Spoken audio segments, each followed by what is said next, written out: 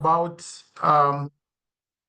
to talk about this very important sector where most of us, are applying ourselves. As you know, agribusiness is important for us in very many strategic ways, be it jobs, be it livelihoods, be it also the environment. It's the only sector that has natural capacity to regenerate itself.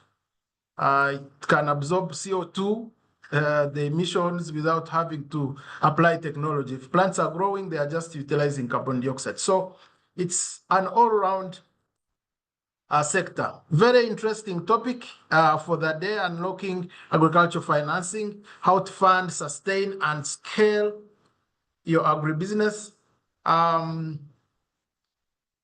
So I hope the next 30 minutes, I'll be able to shed some light on those three core aspects, and then we'll delve into the questions, and then we should be able to stop there. I'll then go to the next slide, which is basically why this is important. Apart from the advantages we get as practitioners, as farmers who are doing business in this space, we are aided. We are a very blessed country, favorable climate, much as we have a responsibility to sustain it. But we have the fertile soils. As you know, Uganda has, by percentage, the most arable land in East Africa.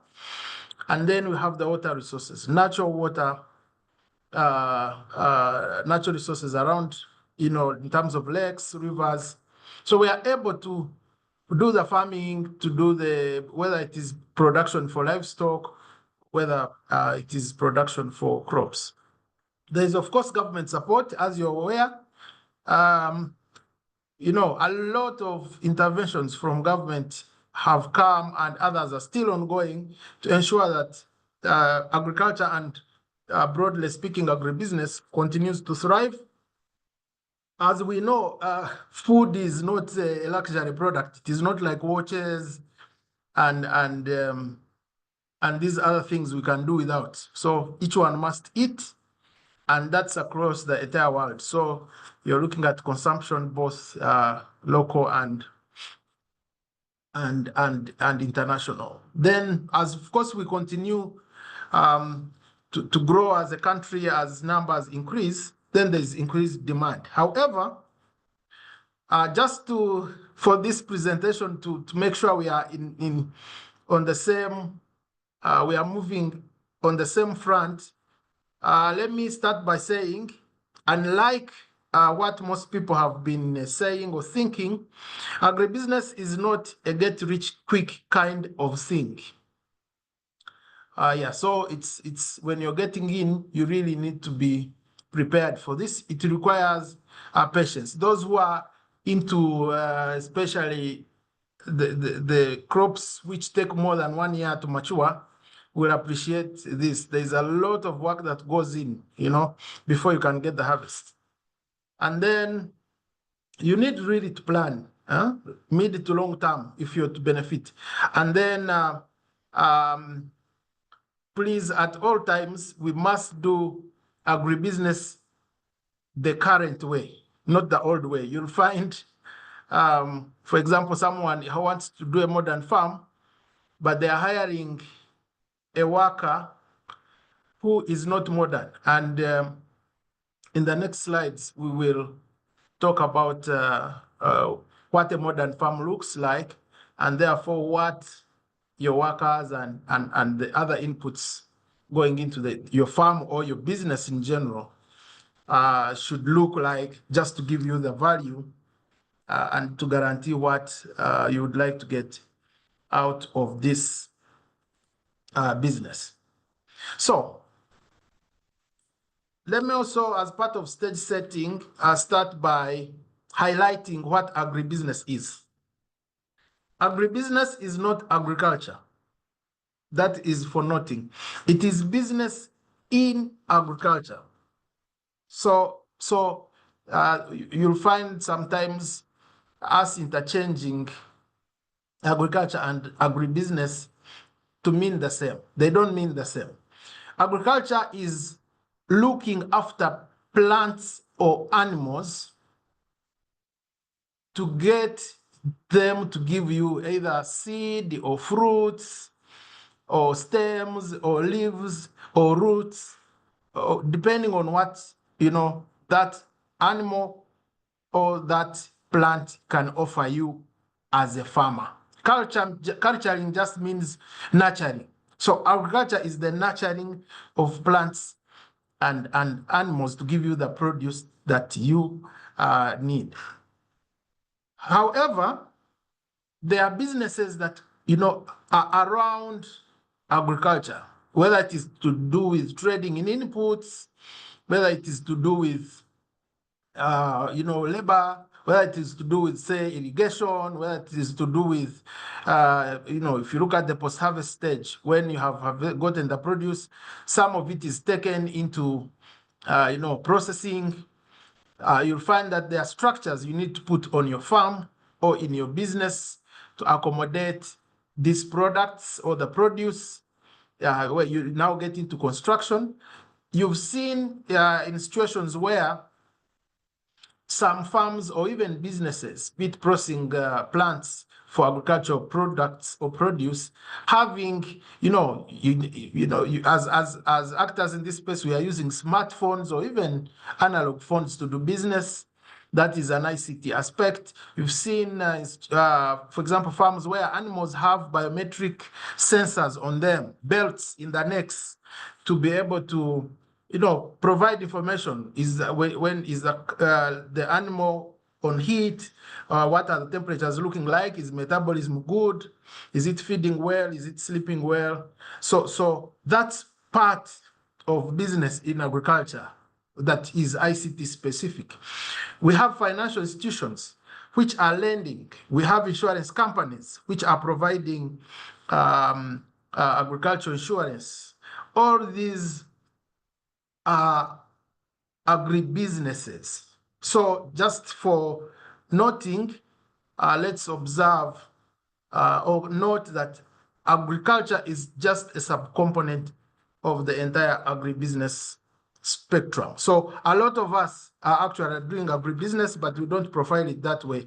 And the most obvious ones are traders of phones to farmers, financial institutions which are lending to these agribusinesses, processing plants which are processing the milk, the coffee, the beans, the groundnuts, the soybean.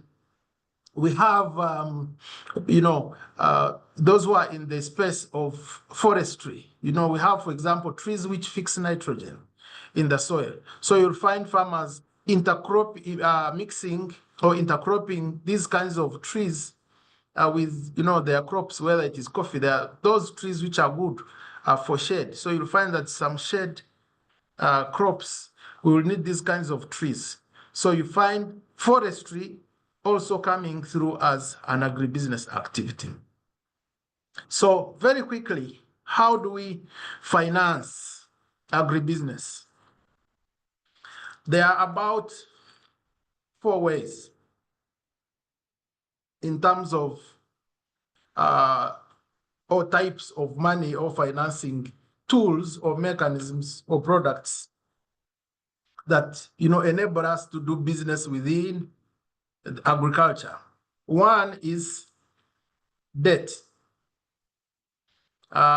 Usually, this is money you borrow from a bank or a circle near you or a money lender for you to be able to invest in what you want to invest in. Of course, we always start from the personal savings, but we appreciate that for most of us, if we really want to do, say, a model farm or to, put up a good factory for processing, whether it is coffee or maize, most times you need money coming from out of your pocket, from other sources, not your pockets. And that's where the debt comes in. We have equity. Equity is mainly relates to agribusinesses which have more than the founder as the shareholder or as the shareholder. So you say you'll find this where, for example, I have a farm called maybe Enterprise Uganda, Model Farm Uganda Limited, and part of its ownership is with Enterprise Uganda, but then it has invited other financiers to come, other investors to come and also put money. Maybe Noah is putting some money in there. Maybe Ronald has also put some money in there. So that kind of financing or that kind of money is what is called equity. It is basically money from the owners of the agribusiness or the business dealing in agriculture. Grants is usually money which you get from non-shareholders most of the times, or non-owners of the business, but which is not for returning. So for example, at ABI, we have a sister institution called ABI Development Limited, whose role is basically to address value chain challenges. So we come or we receive agribusinesses which have issues that they would like to sort. It could be an issue to do with quality of grain. It could be an issue to do with yield. It could be an issue to do with training staff or even farmers or outgrowers. So we come in and use grants to finance that challenge so that we can enable you to thrive as a value chain actor. So that's the grants bit. Blend means a combination of all the three plus money from your pockets. Oftentimes, you'll find that you have so many needs, so diverse needs within your business that is dealing in agriculture that one type of financing may not be adequate. For example, yes, maybe I'm using equity. I've used the equity to purchase machinery, to buy the land, but then I need seed. I need a weed killer. I need milk cans. So I go to a financial institution and get debt. Then I apply to ABI. I need a cooler for cooling my milk or a store for my grain. Then I go to ABI and get a grant to build that store and technical assistance actually as well to basically enable me do what I'm supposed to do in terms of, say, improving my staff know-how. At that point, I'm using blended agribusiness finance. It is a combination. Blend just means a combination of various ingredients, but for the same objective. If it is juice, you blend several fruits, mix mangoes with pineapples, with apples, just to get the juice in the form that you want it. So the same principle or the same methodology of mixing applies also to financial instruments.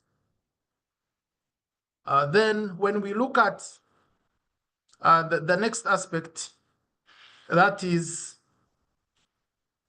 from the blend, we now look at one thing you need to consider. As you remember, or as you may be aware, agribusiness is a business of natural resources. You're using water, you're using soil, you're using all these other aspects of the environment, the rainfall, the wind to produce. So what that means is that you need to be able to use them in a way that allows you to make money now, but also keeps your resources, whether it is the water or the soil, in a position for them to be able to continue to produce for you even after the seasons now. That's how you hear about sustainability or greening the business or the climate finance. This is basically agribusiness finance that does not only focus on you increasing yields to make money, hiring as many people as possible to give jobs, but also enables you to maintain the resources, your natural resources you're using in a condition that will enable them to continue to give you the yields or to enable you make the money that you want to make. Now, why is this important? As you go to look for financing, especially the equity, the debt, and the grants, be keen to look out for financing that is structured to offer you those benefits. So, for example, ABI, from the time we were founded in 2010, all the way up till around 2020, our focus was promoting agribusiness, but for money making and social inclusion. Now, upon realizing how critical, for example, climate change is to agribusinesses, then we have now opted the environmental responsibility or climate change management aspect to our financing. So you hear, for example, a lot of our financing now being labeled as sustainable or green finance, just to address that issue, just to ensure that we are not only investing to make money, but we are also investing to in a way that does not harm the environment. So back to our discussion, and specifically the sustainability of agribusinesses. These are some of the issues we need to be mindful about. Now, like I said, agriculture or agribusiness are a business like any other. And ideally, any business is anchored on three things. One is the environment. And environment, I mean all those issues around the air, the water, the soil, the other microorganisms that you need to thrive. For example, for us to derive nutrients out of the soil, there has to be some bacteria to help you do that. You need water. You need the soil to carry the nutrients themselves. So, but the weather should be favorable.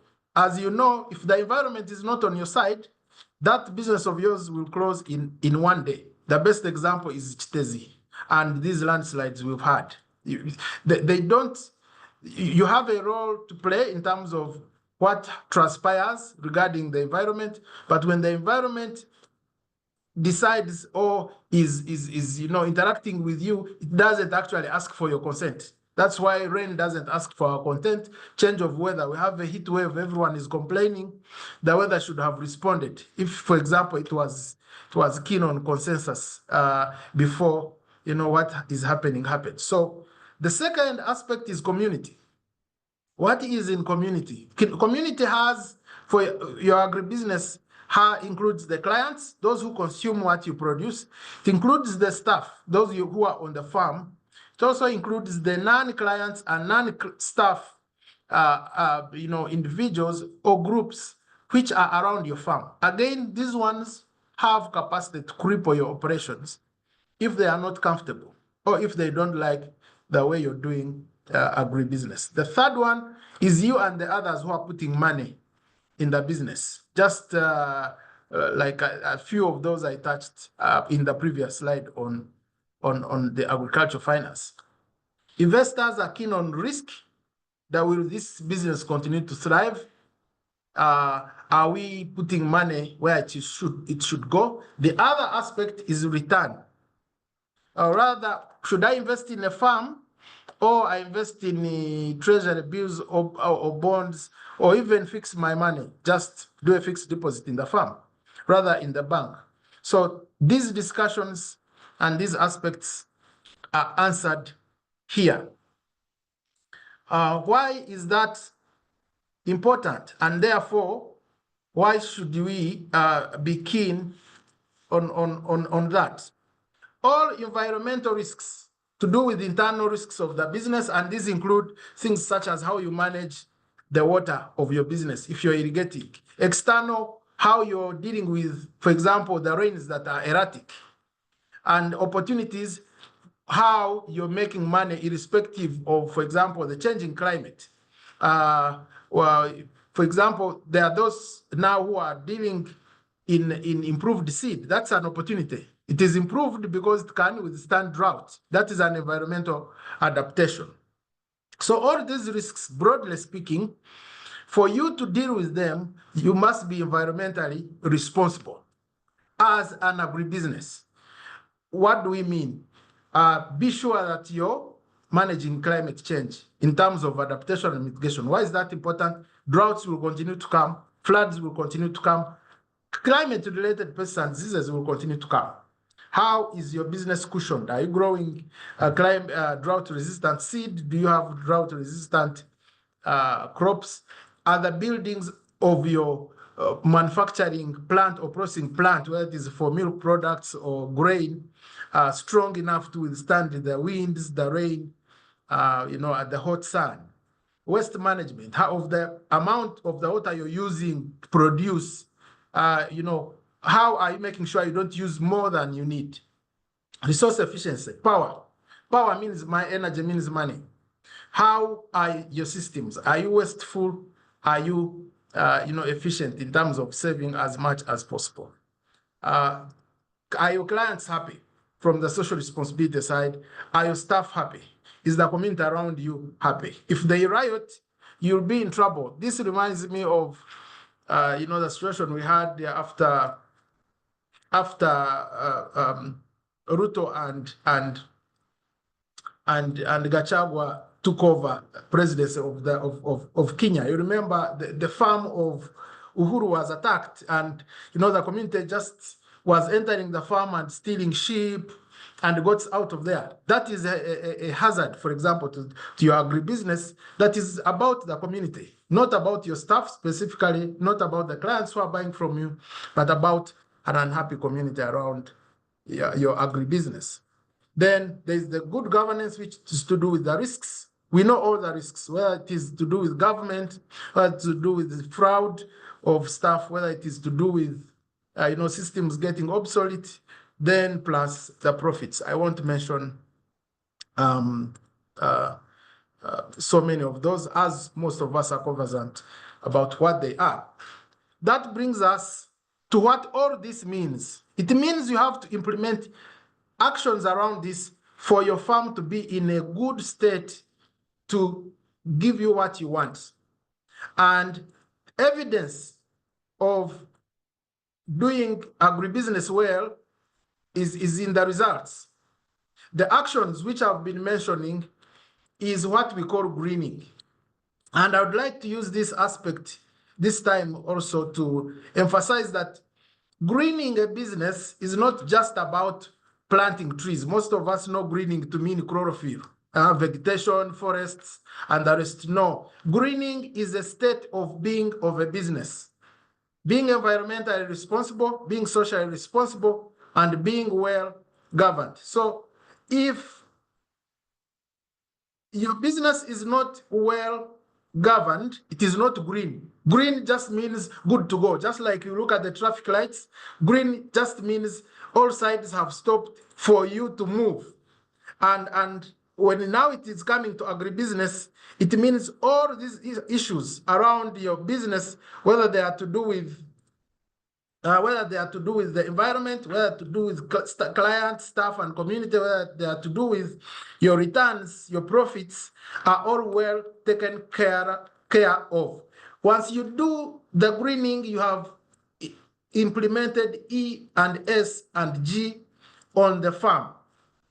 So if your farm, again, let me repeat this, if your farm is, for example, very well adapted to the changing climate, but clients are complaining, it is not green. It is not good to go. If your clients are happy, but for example, you're very wasteful, you're not managing wastes well on the farm, you are not green, meaning you're not good to go. Even if the farm or the agribusiness is environmentally responsible, socially responsible, but you're making losses, you have no future, you're not good to go, you're not green. So I thought I needed to underscore that point to address a bit of the misinformation around what greening is. Greening is not about vegetation. It's not about planting trees just. Planting trees is a sub-component that comes under climate change mitigation, under environmental responsibility, but the social and governance are also part and parcel of green. So where are the results? When a business is good to go, then you're making profits. I'll start from the governance section. You're compliant, you're paying taxes, you have the licenses to operate, you're accountable. Whoever is investing in the business or has interests in the business is able to get the information that is due to them and the accountability. Staff are happy. There is equality, there is good quality of life, be it on the side of clients. They are getting the product in the right quantities, at the right price. It is easier being delivered near them. There are issues to do with participation. For example, you are an equal opportunity employer as an agribusiness. Whatever you do is transparent. So those are all aspects of a business that is good to go in terms of results. And all those results are what collectively explain the word sustainability. So a sustainable business is a business where if I look at the way it is operating and the impact is causing out there and the results that are coming out of the business operations, I'm able to see environmental responsibility issues ticking off well, social responsibility issues ticking off well, good governance issues are ticking off well. That's what a sustainable agribusiness is. Anything short of that, you're not sustainable. If you're not sustainable, you're not futuristic. There is no future of the business. So you could be making profits, but if clients are not happy, if staff are not happy, as an agribusiness, there is no future. Even if staff are paid well, they are happy, clients are getting the product at a cheap price, they are happy, making the profits, you're happy, but you are under the risk of being swept by the flood or your operations coming to a halt because of drought, then you're not sustainable. So that's really, broadly speaking, what we need to look out for. Ensure that we are ticking off these aspects in our agribusinesses, just be sure that, or to be able to make them sustainable.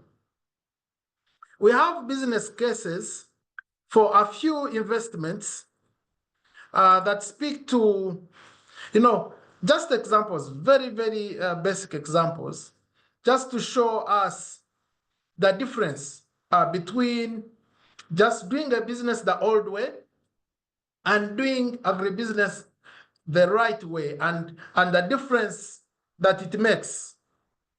And I'm going to use a crop, about 2 crops, but the same cost-benefit analysis or the business cases can also be done for any other business. Whether I'm a transporter of matoke from Barara to Kampala, I look at what I put in vis-a-vis what I get out. Whether I'm a processor of milk, I again have to basically look at what I put in and what I get out. And for these cases, we've done 3 scenarios. So we have what we call the traditional scenario, which is the way our judges used to do agribusiness. And the other aspect is the way we do agribusiness now, but which is conventional, not the most green. Please keep remembering or referring to the definitions of what is green and non-green. And then we have the third scenario where you're really, really managing all the factors around the production, just to ensure that the environmental issues are in check, the staff client issues are in check, and also that you're making the profit. So taking this scenario, when we do this analysis, you realize that if you do agribusiness the way our judges used to do it, our grandparents and great-grandparents, today you'll spend about 400,000 to be able to till the land, to be able to harvest and carry to the market. Now, in this scenario, we do not put, for example, the cost of improved seed because you're not buying it. We do not put the cost of manure because you're not buying it. And I'm concealing this breakdown for purposes of the presentation, but this breakdown is available. I can share it for anyone to basically do an analysis and see how the breakdown is done. If our great-grandparents and us who are doing agriculture or agribusiness in terms of production without modernizing anything, you ideally spend about 800 shillings to produce a kilo. Improved, now this one looks at aspects such as buying improved seed, using mechanical tillage, where you get people with hand hoes to dig the land and the rest. And at that point, because of those extra expenses you're adding, you end up at around 600,000 an acre, giving you about 1,200 kilos. Sorry, these are kilos, not cost. Apologies. 800 and 1,200 kilos of maize. Improved management, which is now the one recommended, has practices such as, for example, not doing mechanical tillage. So you use zero tillage, for example, where you opt for, just making holes within the soil, using slashing the land instead of plowing it and then planting, and all these other methods which have very minimal disturbance they cause to the land and also biodiversity, plants and organisms, especially below the soil, which are important for roots and nutrients capture. So you'll spend about 600. The best method, which is the most recommended, is the improved, which gives you again the same yield as the improved but low inputs per acre. But because you're having a less cost in terms of production for method 3 that they recommended, your cost of production now moves down from 511 to 353, as you'll observe. Now, what does this mean? Assuming I'm selling my kilo of maize at 1,200, sorry, my kilo of beans at 1,200. For scenario 1, the traditional, I'll make a profit of 640 shillings per kilo, having deducted the 560, as you'll see up there. Scenario 2 of improved management but with raw inputs, I'll have my kilo going at 689. And the most recommended method is the most profitable, giving me a net gross profit on my kilo of 847. So you observe that good practices are not just for the farm looking nice and the crops being happy, but there is indeed more money you'll make by just doing agribusiness, and in this case specifically crop production, the right way. So it's not things of bazungu just. This is the way to go. And let me use this opportunity to emphasize that the natural resources which used to give optimal yield decades, maybe, and centuries ago are no longer virgin. We have touched them several times. So we cannot expect the same soil which we have been mining nutrients out of for years to give us the same yield. It doesn't work. So let me look at scenario 2. Scenario 2 is for maize. It's the least profitable in our case. And for example, maize only becomes profitable when you use improved management. Most of the times when you're not using improved management, you're doing it the traditional way of plant, weed, harvest, you're actually making a loss, as you observe. Even if farm gate price is 800 shillings, and we've just started touching this 800 once in a while.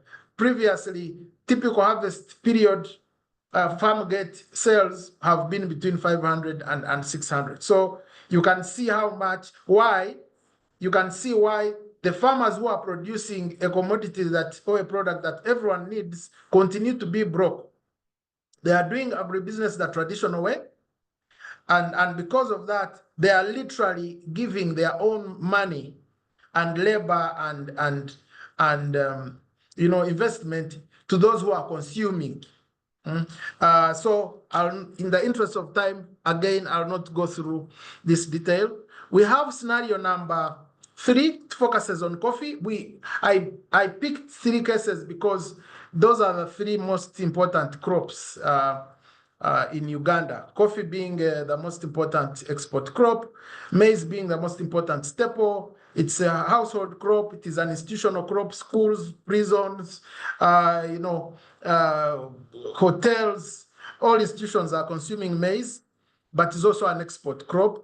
And then beans, very important because this is the main source of protein for us, not only Ugandans but sub-Saharan Africa. I think we are at about each of us on average consumes about 21 kilos per annum, taking within the sub-Saharan area, just of beans. Of course, there are those who don't consume as much. There are those who consume more than others. So the average I mentioned is the number I mentioned is an average, taking all our households in general.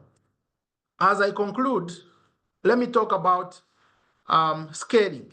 Well, of course, we all want to grow and thrive in this space. Each of us most of us have a piece of land somewhere. Others, have big chunks of land. However, for us to do agribusiness in a way that moves beyond these small things we do I have a 50 by 50 in Ruero. I'm growing. I have a few animals. I have some little beans there. If we really want to do it as a business, first and foremost, we need to consider investing in both production and processing. Why is that important? Production has a low profit margin, but processing, where the value addition falls, gives you now the opportunities to make more money. For example, if you look at a liter of yogurt or UHT milk and a liter of plain milk, you can see the difference for yourselves. So the more we merge the production bit plus the bit of value addition, the more we'll be able to make money. Don't sell your maize immediately. Just dry it. That's part of the post-harvest handling. Condition it well, keep it, sell it off season. You'll make some more money. Much more money. The price is actually what you get sometimes is most times is times 2 to times 3. What you would have sold on eat at on the day of harvesting. High demand crops and livestock. That is very critical. As you've seen, there are different price margins for different crops. Coffee being the most profitable at an acre, taking computations in terms of yield or harvest per acre, followed by beans. Maize comes last. So as you choose, and of course, there are even much more profitable enterprises. Vanilla is another example. So let's choose, and this information is available. In the interest of this presentation, I'm limiting, my talking points to highlights, but this information is available. So choose the high demand and high value crop or livestock or product if you want to maximize, how much money you can make, and where you definitely choose also where you want to invest. The other issue is diversify. Why is that important? Diversifying, what it means is do a mix.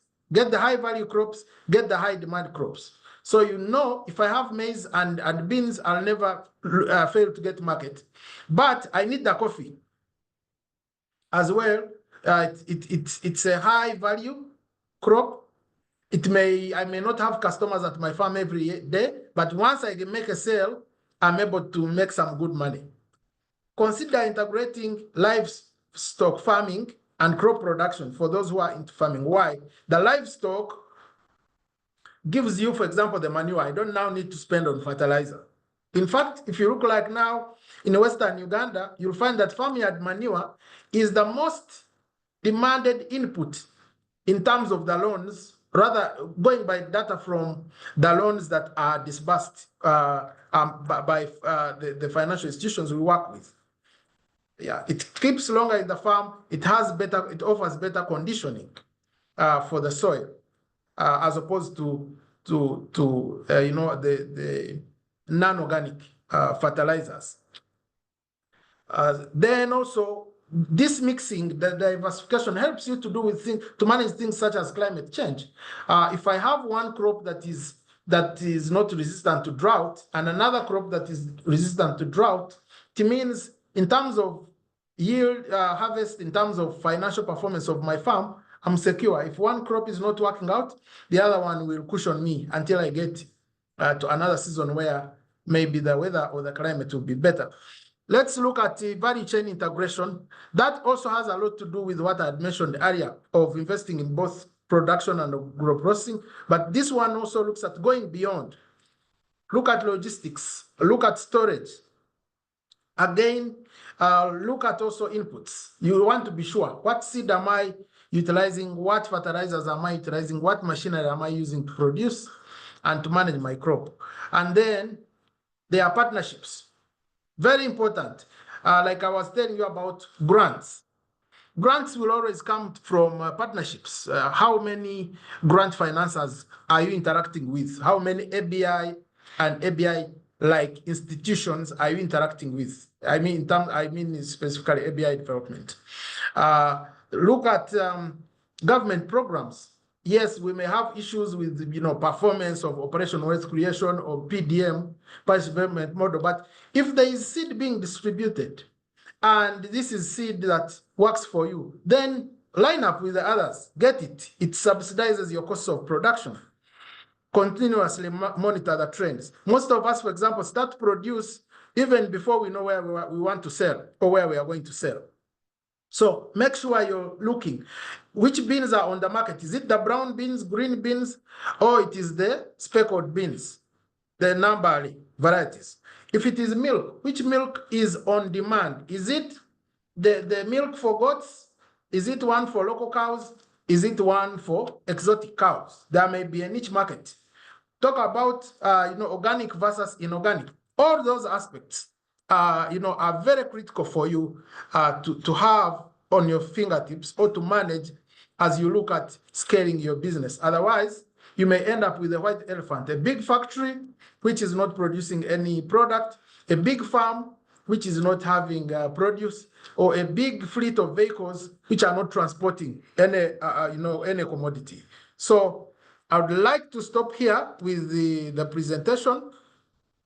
I see we have a few minutes to the top of the hour, and then I'll invite questions. Thank you. Over to you, Ronald. Yes. Wow. Exciting stuff. Quite a lot covered. Very, very comprehensive conversation. I see hands are already shooting up. And I like what you said, that really painting the picture how agriculture is different from agribusiness. I think many times we confuse the two. There are a number of us who have quite a bit of leisure. It's one of the questions which I have. Where do you draw the line specifically between agriculture as a passion, but also looking at it as a genuine business? Because most of us, we like saying we have our farm, we are happy that the farm is active. So we sometimes are a Do bit selfies uncertain and whether post it, Nkumbi huh? so I want to talk about that. But we have a number of people coming through with questions. Thank you so much, Noah, for that comprehensive conversation. I will give people an opportunity to ask. We don't have much time, but we will make sure we squeeze out the best out of the next 30 minutes.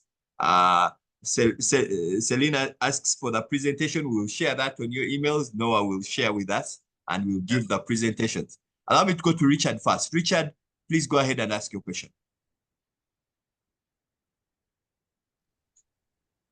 Yeah, thank you, Ronald. I'm very, very excited for Enterprise Uganda. Can you hear me? Yes, we can hear you. Can get you well.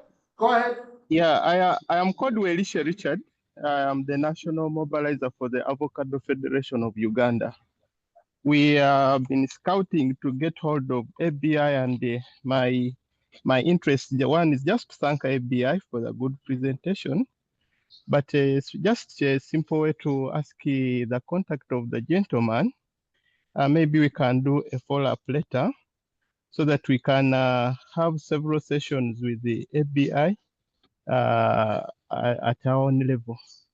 The other question is, I think the other issues we shall discuss in when we are connected, when I'm connected to the gentleman. Otherwise, I'm so grateful associating with the Enterprise Uganda.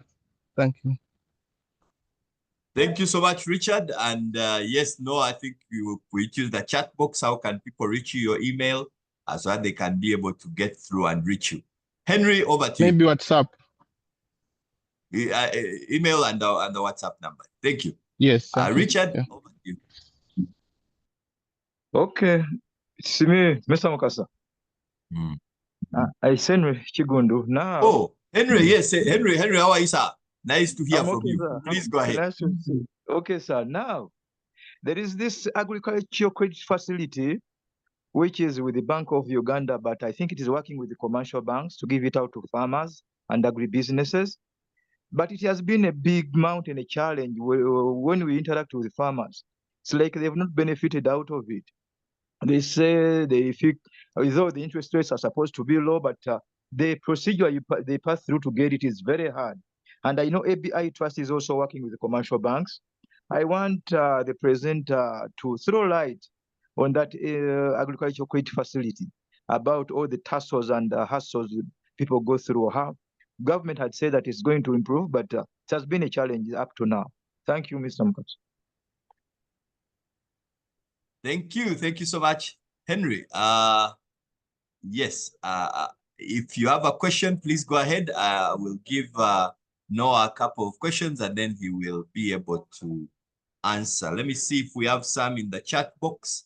A lot of thank yous in the chat box, Noah, appreciating the work which you are doing. Great. Viola asks, Viola, how are you, madam? Nice to see you. Thank you for the presentation. How does an individual benefit from loans and grants from ABI? That's a specific question from Viola. I see Mercy here. Mercy is saying thank you. Mercy, thank you for being here. These are part of the Franciscan family, and it's nice to see all of you here. I see here Kagabas asks, thank you for the presentation. Where can we find data that zero tillage gets better yield than mechanical farming? That is Kagaba. I think you talked to this Noah earlier. But where is that data? Where is that information? How can people be able to learn a bit more on the same? If you have a question, please don't hesitate. Go ahead and ask it. And yes, I see Dennis's hand. Dennis, please go ahead and ask your question. Dennis, over to you. Sorry, Dennis. You can unmute Dennis and go ahead. Hello, can you hear me now? Yes, we can hear you. Yeah, good morning. I'm Dennis from Nebi. And mine is just a simple one, really. I always see all these fundings being advertised, but then within where I come from, Nebi to be specific, I don't tend to see a lot of, beneficiaries of some of these fundings, especially from Enterprise Uganda. How best can we position ourselves maybe to also take advantage of these funds which are thrown around? Thank you. Thank you so much. Dennis, very clear question. Noah, do you want to take those and then we could have another round? No problem. I see there is one for you as well, Ronald, from Dennis. I think question number one from Dennis of Nebi, that one is going to you, Ronald. What I can say from the side of ABI, though, is that when ABI development, before I say that, let me also clarify something. So previously, ABI, which used to be known as ABI Trust, had two departments. One department was called the Value Chains Development Department. That is the one which funds value chains through using grants. Then we have ABI Finance, which funds value chain actors using debt, but we do not administer, we do not administer debt directly. We work with financial institutions who then deliver this credit to you. And so on the side of ABI Finance, we literally do not interact with value chain actors. It is the financial institutions which reach you, the ones near you. But let me talk about ABI development. So usually, when funding is available, it is advertised. However, the biggest challenge that we get is that much as we have many who would like to access this grant financing, very few are prepared. So there are very obvious things that will be asked, for example, your business plan. Because as an institution that is keen on the sustainability of businesses, you cannot, the business plan is usually the only indicator, plus the work plan, of course, of how your future looks like as a business. So when you don't have it, it means literally on paper, the business has no future because it has no plan. And the plan is just an indication of what you want to do from today onwards. So if there isn't that clarity, or you're not able to show that whoever you want to finance you, then that becomes a challenge. Plus other things, just to respond to Dennis. Kabagambe asked, zero tillage versus mechanical. Where are the differences in benefits and where can this information be got? I'll very quickly refer you to NARO. That's really the go-to place. And I encourage you, everyone on the call, just in line with the issue I mentioned around consulting experts, please get in touch with these institutions. Especially the ones which are really anchored or delivering the scientific products within the value chain, such as the research products, be it varieties, be it the pest and disease management technologies, be it all these other things, technicalities around production. So I'll refer you to Ezadi near you or NARO. ZAD is a part of NAROS, but there are zonal agricultural development institutions, agricultural research institutions near you. But you can go to Kawanda, you can go to Namlonge. You'll get a contact of soil scientists who should give you this information.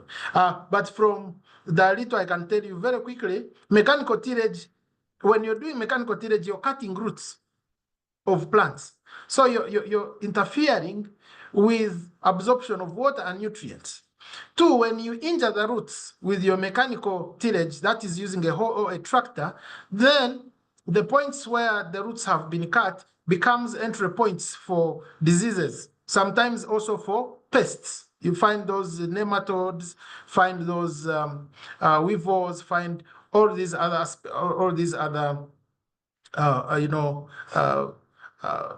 organisms that don't favor production of or growth of the plants, coming in and affecting. So qualitatively speaking, there's definitely a benefit. Zero tillage means you're not doing any mechanical tillage, but in terms of real numbers, net change in net differences in yield and in performance, you can get them from narrow. Most of this information we quote here is just coming from the partnerships that we have, like I was encouraging you earlier, to ensure that as an agribusiness, you have very, very strong, credible partners across the value chain segments, be it research, be it inputs, be it production, be it harvest, post-harvest, processing, and manufacturing, all the way up to export. Then Viola asks how to access grants and loans from ABI. I've explained grants we usually advertise. So you'll see adverts from ABI Development Limited. ABI Development Limited is now a full company, which used to be ABI Value Chains Development Department. As you remember, I was mentioning, initially the trust had two departments offering interventions in the market. One was the finance, another one was the VCD, the Value Chains Development. So to date, we are two companies from around 2020. ABI Development dealing with all non-working capital value chain issues, storage, farmer trainings, seed, and the rest. The ABI Finance focuses on the working capital aspects, and we channel our financing through financial institutions. So we do not really directly interact with value chain actors in terms of giving them money. So that's what I can say. So look out for the adverts, for the grants especially. Henry Chigundo asks about the agriculture credit facility and its access challenges. So as you've rightly said, there is an issue to do with access. As you know, the agriculture credit facility goes through financial institutions, which are also trying to market or sell their own loans. So you'll find to some, maybe it is a conflict of interest. How do I push credit at 12 before I push mine at 24? Some even lend up to 60% a year, those who charge interest of 5% per month. So, and definitely their products give them more return, So there has been that challenge, but the other challenge is to do with the requirements. Again, like I said, most of these facilities will ask you for details of your business, which most of us know in our heads only. We don't have on paper. Who is the owner? How much money do you make? What is the future? What does the future of the business look like? And all these details, by the way, are always available online. So if you just make go your friend, as people say, and also when you're going to these financial institutions, ask specifically for SEF loans, so that they are clear in terms of what the client is requesting for. Otherwise, sometimes the temptation is to give you their loans from their own capital fund or their own basket before they push the SEF money. You, like you said, plus all these other actors in value chains, we've made proposals in terms of how the agriculture credit facility could be reformed to enable easier access and to avoid conflict of interest from the financial institutions that are offering this financing. But I mean, given that there is an institution in charge of it, we leave that really to government and the Bank of Uganda to do the restructuring so that this kind of financing can benefit as many value chain actors as possible. Richard from the Avocado Association. Yes, I'm going to share a number of a gentleman.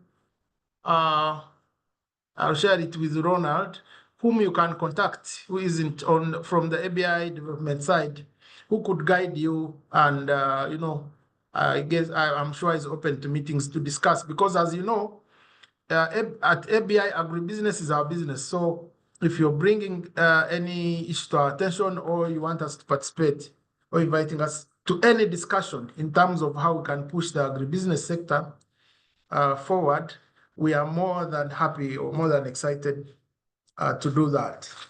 I'll end with Ronald's question of the nexus between agribusiness and agriculture for recreation. So there are ways to look at it. I usually tell people that I can do agriculture for business and also for recreation at the same time. For example, if you look at these the actors who are in the agrotourism space, they are still you may go to a farm and they have a dairy unit, and they are maximizing yield of the cows. So they are getting maximum possible liters of milk they can get at a profit.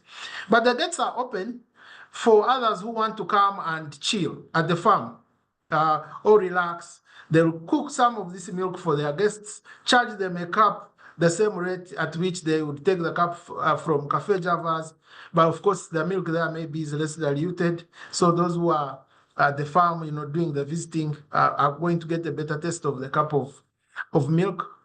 But we need to be careful because when your farm, let me take an example of the farm. When the enterprises on your farm are not profitable, it means you're maintaining that farm using other sources of money. Now, whether you like going there on a weekend and cooling off, or going with friends and you cut a goat, once you do not have that extra source of money coming, then you'll stop going to the farm, and your friends will also stop going to the farm because the farm will be no more. So from the sustainability angle, be sure that the enterprises on the farm where you're going for recreation, or which you're using for recreation, you are separating you're making profit from the enterprises on the farm, be it the goats, be it the cows, be it the maize, be it the coffee, from for example, revenue or no revenue you're generating from the recreation activities. If you don't do that, make that distinction, then your farm is not futuristic. Going back to the other matrix I presented, from the returns side, you're compromised. So the community may be happy that they can come to your farm and have picnics. The customers may be happy because celebs are coming on the farm and they are rubbing shoulders with celebs. Your customers, other customers on the farm who are taking the milk, may be happy that when they come to pick the milk, maybe you have runways around the farm where they can first ride their bikes and enjoy. But that farm is not sustainable because on the governance side, you're not making returns to keep it, sustain it. Even if the crops you're growing are drought resistant, even if you have an irrigation scheme to deal with the environmental risks around the farm, you will not be sustainable. So we need to separate the objectives of the farm and make sure each objective is self-sustaining. There is the production objective, which is I must have an activity going, which people can come and see. And then there is the recreation objective, which is gate fees. The gate fees I'm going to collect should be adequate, to maintain the recreational activities on the farm in a way that it is profitable. Sometimes I have colleagues and friends. Someone will have a small farm in Jinja, half an acre. They have about 20 plants of matoke, maybe just of the 25 have bunches. They are burning fuel of 100,000 or 200,000 to go to Jinja or Mblamuti, deep inside there in Kamuli. To visit the farm, there is an askari, and all they can pick from there is a small bunch of matoke. So they pick it, very nice, feels good. Take photos, post on your status, and Kumbi Telimba. But when you look at what goes in that farm in a month or in a year, say in a month, the owner is spending 800,000 to 1 million shillings on maintaining the farm, plus the fuel that goes in to go and check on what is going there.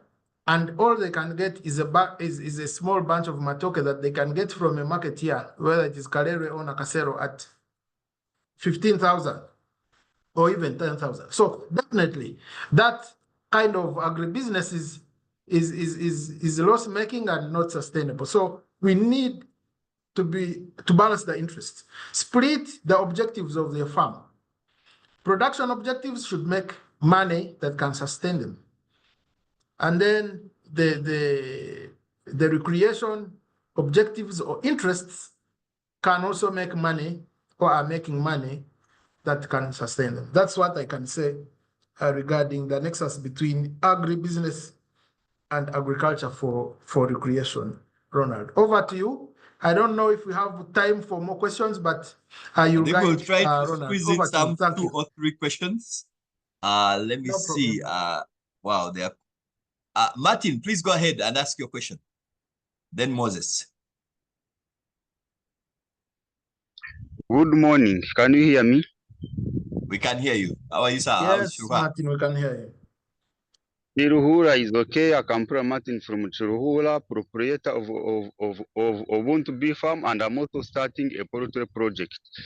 Thank you, Enterprise Uganda, and the presenter of today. My question is simple.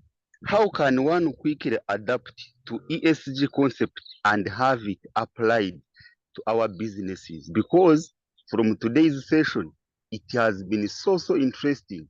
We have been hearing of ESG and we are wondering what is green revolution, how is it sustainable? So thank you very much for shedding that light. So how can we easily get the concept and apply it to our business? Because it's so interesting and this is the future of our businesses. Thank you very much. Hello. Thank you, Martin. Moses, please go ahead. Is the question clear? Yes, very clear. Very well noted. Okay, thank you very much. Moses, over to you.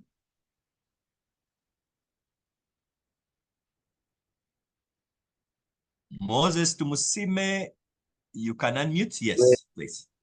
Yeah, am I audible enough? We can hear you, sir. Yes, yeah, my name is Moses Tumusime, and I'm actually, I've been doing crop husbandry, majorly basing on tomatoes, and I've been growing them, of course, providing everything for them, for example, doing the irrigation system and all that. We are growing the current tomato variety called Safa F1 and then Anso and all that. And tomatoes have been doing well, but however, we are facing a challenge. You talked about natural resources when you're starting, that we really need them. For example, soil is a natural resource, but it is becoming more, we are feeding soil more and more. Can we resent to soilless medium like cockpit or embrace, I don't know, I see people growing crops on water. Since we are talking about modernization in farming and agribusiness, how can you talk about this to see where we are going to in Uganda, especially in that area of section of the horticulture? Thank you so much. God bless you. Your question once again? I was saying, yes, that I'm a tomato grower, I'm a tomato farmer. And we are Where currently do you grow your growing. tomatoes from? I grow them in Entebbe, from Entebbe. Okay. Yeah, we do irrigation system to see that we can at least harvest more, especially with this sun that is hitting us more. But you talked about the natural resources like soil that we are using. And this crop has been helping us so much. But when it comes to modernization, do you think soilless medium like cockpit and maybe growing crops, these crops like the tomatoes on water can help us in this modern era? Because soil is becoming too much, we are feeding it so much like than before. What can you talk about that? Can we embrace soilless medium to see that we can increase the profit and yield? Okay, that's clear.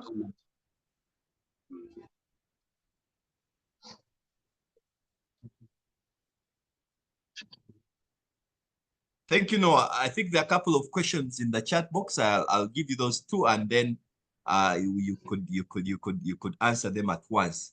I think the ESG question has been picked. Emmanuel is asking for the schedule of when grants are given. I think you shared that you are going to give a number of a contact of the person who works specifically on grants, because Yeah, Noah is from yeah. the finance side. So please do share that. Onis says, how do you manage farms in your homelands with human pests? These are people, the neighbors are the ones who come and take your bananas. How do you manage that? Chris has been kind enough to give a response, but you can touch on that. Who's that? Who's that? That is Onis Okoth. Onis? And then we have, yes, and we have Mercy. Mercy says, can financial institutions like SACCOs, can they partner with ABI? So you have mentioned that you're partnering with financial institutions, but do SACCOs or cooperatives part of this group of institutions that you can partner with? That's something which Mercy has asked. Yes, Moses is saying thank you. Sheila is saying thank you, and a number of thank yous are coming through. So you could get those out of the way, and then we see whether we can bring this to. Okay. Thank you. Very, very interesting questions. Maybe let me share again very briefly this slide on the nexus between sustainability and all these terminologies, just to bring all of us to speed. Kindly confirm if you're able to see my screen. Members, just I've shared it just right now. Ronald, is the screen visible? Yes, it is. The screen is visible. Okay, I think someone needs to mute. They are inviting us to their bedroom, their Chisenge. So basically, this is the linkage between these words. First and foremost, the market is awash with all these words being thrown around, but I don't think enough effort has been put to explain how they are linked. You'll hear about things such as climate finance, green finance, sustainable finance, ESG, SDGs. However, all these, some are frameworks, some are agendas, some are tools, some are instruments. And but let me very quickly go to Martin's question. How can agribusinesses be helped to adopt sustainability? So Martin and the rest of the members on the call, sustainability is a result of doing agribusiness the right way. Sustainability is a result of doing agribusiness the right way. Sustainability is like love. It's not tangible. You earn it. By the time someone tells you they love you, maybe you check on them often, you give them some money, you give them company, you cook nice food for them, you help them with their laundry or washing of their clothes, you escort them maybe at certain hours of the day or of the night when they are scared walking alone.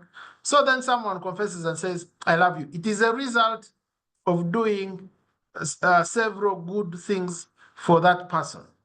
The same applies to sustainability. So sustainability is not an activity. It is not done. It's a result, or it's an impact that comes out of doing agribusiness the right way. How do we do agribusiness the right way? We said the right way of doing agribusiness is what is called greening. And when you're greening, you definitely get a green business or a green agribusiness. How does a green agribusiness look like? It is a business that is environmentally responsible. Mark the E for environment. It is the business or a business that is socially responsible. Mark the S. And it is a business that is well governed. Mark the G. So, in short, a green business is a business which is implementing E and S and G. And how do we implement ESG. We go back to the ingredients of each. So the environment, like we said, has issues such as the soil, the water, the microorganisms, above ground, on ground, and below ground. It has issues to do with the rain. It has issues to do with even people we interact with. Those are rather people. They are part of the environment, but we will tackle the people aspect and the social responsibility. So your business, for example, must manage its wastes. When you have affluent things which remain, your byproducts, how do you throw them away? As you're producing, how much water are you using? I'm talking about resource efficiency here. How much energy are you using? How many people are you using? How much space, if you're constructing, are you using? Are you spreading buildings all over, or you're building storage ones so that the rest of the land stays open for you to use for other activities? All that looks at resource efficiency. Then we have the climate change problem here. As you know, Africa is close to being a negligible emitter. We are grouped in the group of those who contribute 3% collectively to the overall emissions, score or emissions output. However, Uganda specifically, in a survey that was done on about 49 countries, Uganda was among the top 10 least prepared countries to deal with climate change. It means we are prone to drought, for example, but we don't have greenhouses to help us address the drought when it comes. So it means when the drought comes, what do? We have to call on God and government to Yambi. So we must adapt our businesses, our buildings, our animals, our plants, our soils, in a way that even when drought comes, even when flooding comes, we will still continue to thrive. That's why, for example, early maturing, drought-resistant, disease-resistant varieties and breeds coming for production. Social responsibility. There are three entities in the social responsibility group or aspect that you have to manage. There's the customers of your business. There's the staff of your business. They are those who are not your customers and are not your staff, but who affect or are affected by your business. If you don't take good care of them, then you start to have challenges. Let me give you an example of community, which is non-staff and non-clients. That's where, for example, all this is concern of human pests comes in. If you're growing a crop on a farm which is not fenced or which doesn't have good security, and people know they can either easily access the crop, or they can try to be smart around your farm and get something, then they will come. So the mitigant in that respect becomes everything possible to make sure access is limited, whether it is security, whether it is others you've seen, for example, people putting fences on their farms, going ahead even to put wire fences. Others decide to have models which help. Like in the case of vanilla, I know some communities where, for example, they have barriers to access. If they get anyone selling vanilla in that community who doesn't have an ID, confirming that they're a vanilla farmer, or who doesn't have a known farm, then they are treated as a thief of vanilla. So you may have to look beyond the measures being used now to manage accessibility, especially to the farm, by those who are unauthorized, and look for innovative ways. The other aspect is also to consult. Partnerships are key. Who else is facing this challenge or used to face it, and how are they dealing with it? So I'll stop there. I hope there are some answers for Martin. ESG is a guide. Sometimes it is called a framework that guides you in terms of how you implement activities in your business. Some activities are just to do with environmental issues. Some activities are to do with social issues. Some activities are to do with the economic aspects of the business, the returns. Others are to do with other risks that may not be to do with the environment or with the people, or to do with the returns. Risks such as, for example, technology. Now, we are having very fast advancements in technology that if you are not advancing, you may not thrive. People used to travel from Kampala, up country to Kampala to look at what the products that are being sold in Kampala. Now people can video call and say, I want to see what is being sold in Nakasero market. Just do a video call, move around, and then they know which crop to grow, for example. So you have to manage those aspects. Going to question of Mercy on partnering with ABI. Yes, so ABI Finance work with all financial institutions, tier 1, 2, 3, and 4. Tier 4 is where the circles fall. So we are happy to have a discussion with you in terms of which institution and to partner with you. Like I said, agribusiness is our business. So as long as you're financing agribusiness activities and there's proof of it on your portfolio, we are more than excited to partner with you to advance this financing much further. So that's what I can say in terms of the follow-on questions. Over to you, Ronald. Wow, wow, wow, wow. Lovely, lovely, lovely. Thanks a lot, Noah. A very, very insightful conversation. And really a big turnout for people listening to this message. Our time is fast spent. But I just wanted to allow you just a minute or two to just share with us your final remarks. Once again, remind us where we can find you, how we can engage so that we can take this conversation forward. Thank you. Thank you, Ronald and Enterprise Uganda, for this opportunity to discuss. Like I said, agribusiness is a critical sector. We are all actors in it, by the way, whether we know it or not, because at least at the ultimate level, we all eat something produced from the soils of Uganda, whether it is Nakati or whether it is a bit of honey, whether it is potatoes or matoke or rice. So we are all actors in this sector, and each of us has a role to play, whether as a producer or a transporter or a processor or a consumer. So let's play our parts responsibly, because that's what will sustain the sector. That's what will keep us making money in this sector. Each one needs money. That's what will keep our clients and staff and other members of the community happy, because the quality of life depends on how we interact with them. Ease of access, giving them the right quantities, not cheating them, ensuring that they get value for what they are offering, whether it is their time or their money. And then the environment, as for example, Moses mentioned, I'm not sure I've answered Moses' question. I'm going to tackle it, Ronald, if you allow.